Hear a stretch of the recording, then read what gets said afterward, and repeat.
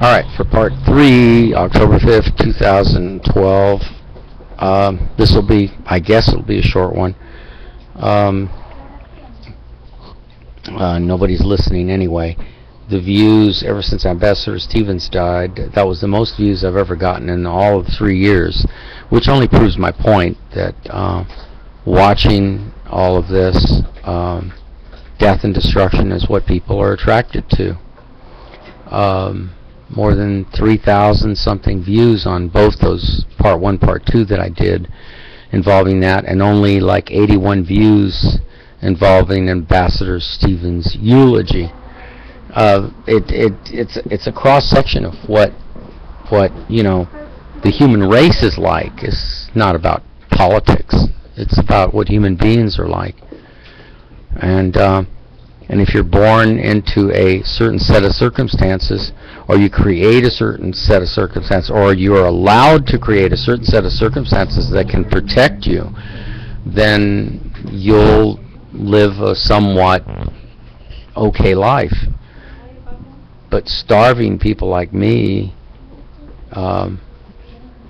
sabotaging my research centers, sabotaging my efforts to even start my own church, all of this took place within your society, and that's what makes you all evil. I've yet to meet anyone off of YouTube for any length of time who has any kind of regret that this and these bad things are continuing to happen.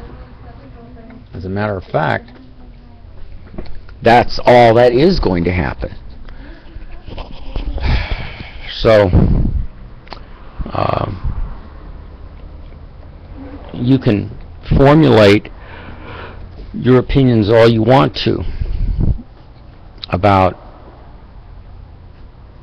I guess the best way to put it is whether you're in a good or bad society depends on your relative point of view, your relative point of living style. Wherever you're living, if you've already reached your white picket fence around your perfect looking house and that's all you want to do with your life, that's fine. But there are people that don't want to stop there. There are people that want to try to create something really memorable for all time, like building the pyramids politically. And that's what I'm trying to do, build a true political pyramid that will be known for eons of time, long after even the civilization on Earth is past and is taken over by the Hellstrom Chronicles, all the insects. You know, in case you didn't know, that's the only species of life that hasn't been in control of the planet Earth since the beginning. There's a certain species that dominates the planet over so many eons or centuries. Dinosaurs are one of them, mammals are the next. So the next one after mammals has got to be the insects. And they've been here almost the longest. But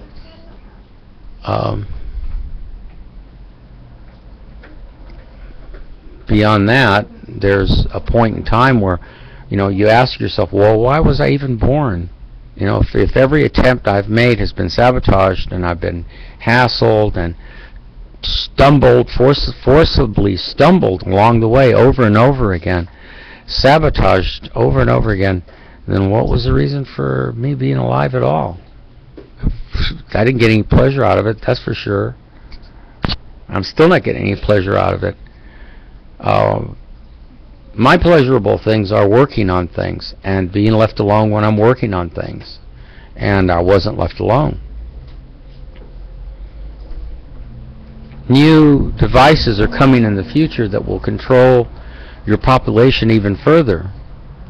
If you think 1984 George Orwell was a nightmare of a novel, then wait for what's really going to happen, the real thing. What's going to manifest itself in reality. In reality, something very, very horrible is going to manifest itself, and there's not very little that any number of people are going to be able to do to stop it. Visionaries, people like me, who truly are visionaries, are the ones that set the pace. But when visionaries are sabotaged, people like me, when visionaries like, let's say, Gandhi are shot to death, when real visionaries trying to guide and consult people in the best ways possible at what paths you should be taking, then it is over. It was over a long time ago. Everybody has wants, everybody has needs, everybody has stimulus that they have to rely on, that they need, and when those stimuluses are blocked or when they are sabotaged, then the person gives up. The person finally says, you know, what's the use? You see the national media getting up there, and they mention Twitter. They mention Twitter. Actually, lately I've seen them talking about Facebook and Twitter more often than they talk about YouTube. I wonder if there's a connection on that. Come to think of it, every news media thing, when I see them report that some important person has Twittered this and Twittered that, they're only picking out the majority of the things they're picking out, and that proves another point, that the media is controlled. They have been listening to my videos, and the media is even worried. They're going, God, if this guy gets in, he's really going to screw us. And yeah, you're right, Mr. Media. Mr. Mainstream Media, I am going to screw you. Like you would not believe I'm going to screw you people, because you're paying attention to all the wrong people. And you're not giving YouTube equal time when you mention Twitter and Facebook. You're mentioning that all the time. But you know, that's very, very interesting. I just noticed that. That's right. I haven't heard them mention YouTube as much as they mention Twitter and Facebook.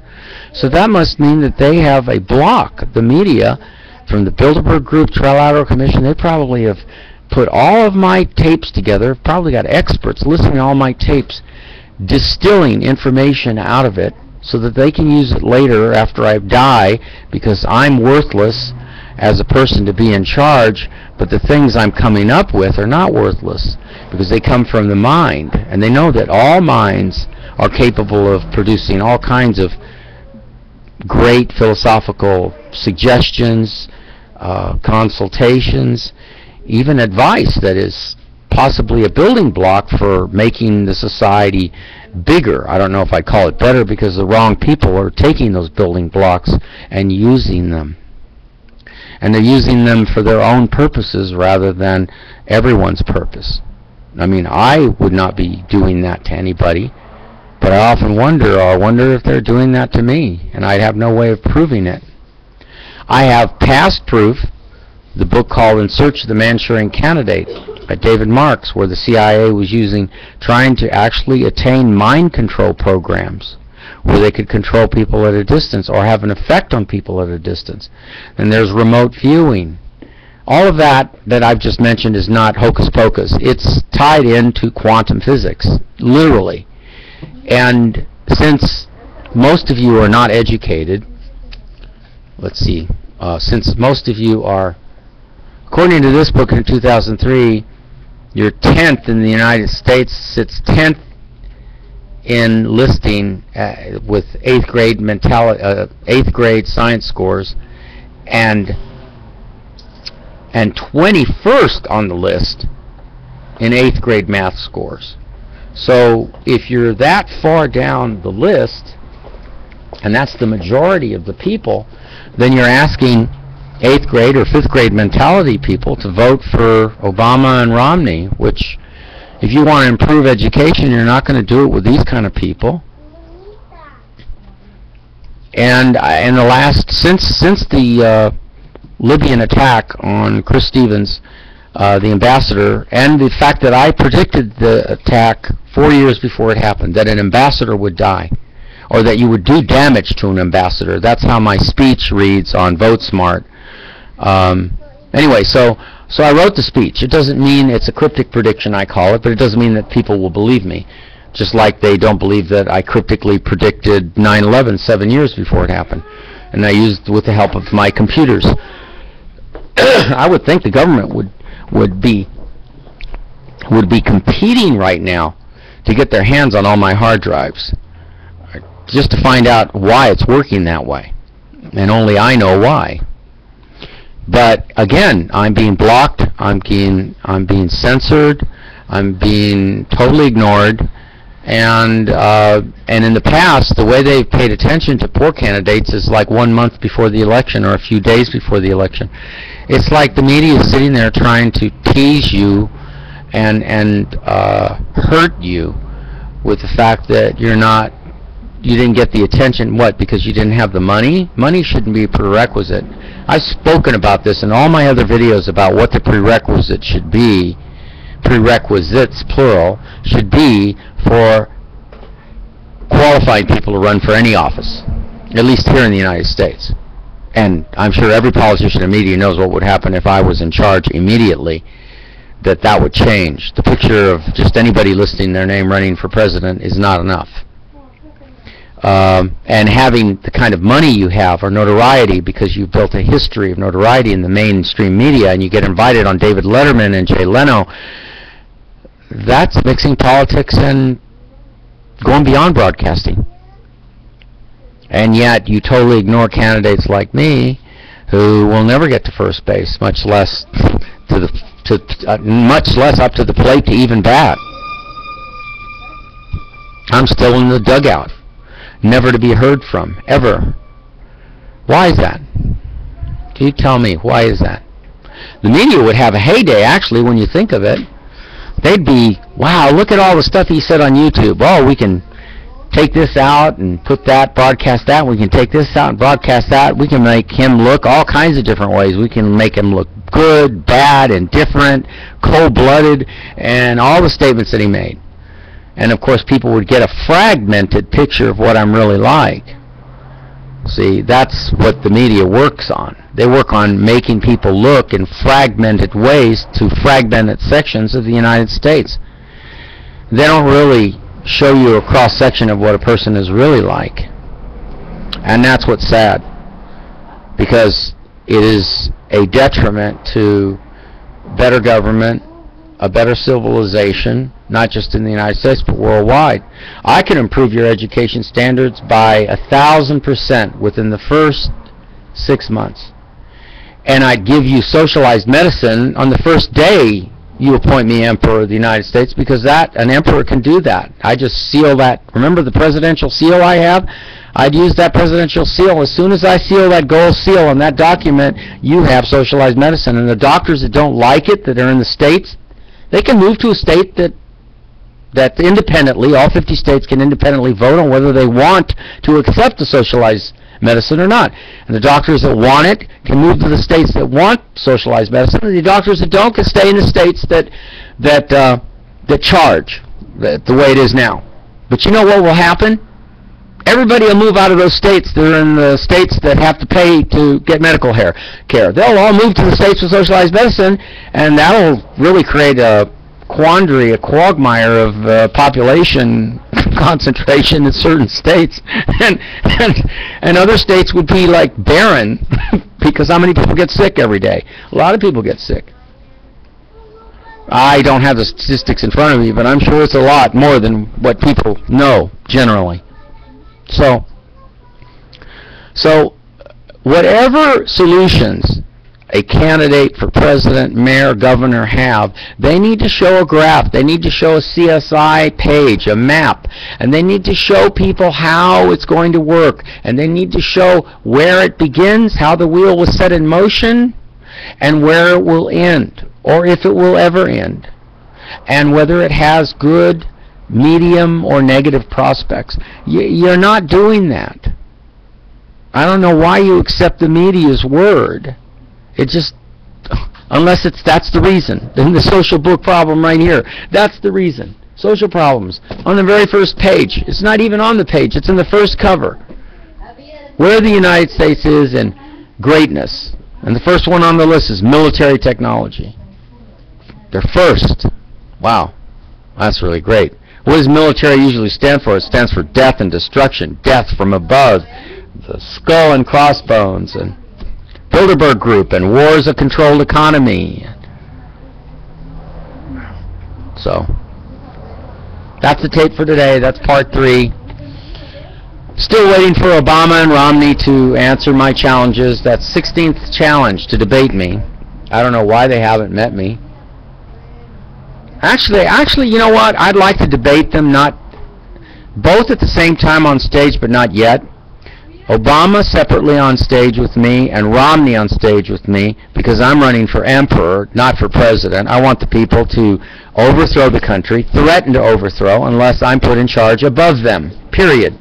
So debate Romney first, debate Obama, or whichever comes first. They can flip a coin to see which one I'll stand on stage with. And then the third one, both of them. Because Obama used a very neat trick here. In the next debate, he's going to come out full force. It's an old chess rule or a fighting rule. You let your sparring partner win at first, just to check out how they fight, where their punches are, what their strategy is. Then when you're done with round 1, you come back on round 2, because you know how they're positioned. You know their sequential order of attacks. Then you bring out the big guns and you fight them. And then in part 3, if there's a third debate, then you pretty much debate, because everyone can figure out who won the debate. But they say that Romney won the debate, but nobody asked the one question that I want to ask. How many Bilderberg meetings have you been to, Mr. Romney, Mr. Obama, Miss Clinton? How many times did you go to the Bilderberg meetings? I want that answer known on the national media. I want that answer heard all over the country. But I don't want to know just that answer. The second question after that is, what did you talk about? And do you really set public policy throughout the world in your meetings? Yes or no? Now, I know they say that on YouTube, but I want to hear it from the horse's mouth. You know what? We ain't going to hear one peep. And now I have my answer. That is why Twitter and Facebook is being paid attention by the mainstream media, and because I have 333 videos, all me talking about Bilderberg and the president and the scam on the public. YouTube is not being given really any attention whatsoever by the mainstream media. They're not mentioned that often compared to Twitter. So you think about that. You think about that real good, because I think you'll find out that what I'm saying is the truth. And if they do mention YouTube, it'll be a block on me. They won't want to go near mentioning my name or anything that I'm doing. This is HRM, Caesar St. Augustine de Buonaparte, symbolic emperor of the United States since October of 1994. I'm coming up on my anniversary when I overthrew the country, October the 11th. And I really want to know what the people of the United States are going to do about this. You've got your chance. I wouldn't blow it if I were you. You don't want to go with these people. You might want to take their advice and consultation, but I wouldn't go with anything set in motion by them, because it isn't to your best benefit. See you later.